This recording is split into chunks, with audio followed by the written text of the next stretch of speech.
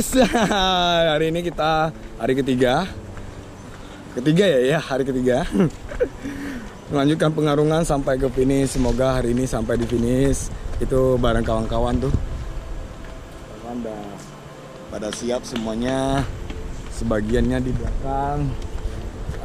Kita menuju ke sungai untuk melanjutkan pengarungan hari ini.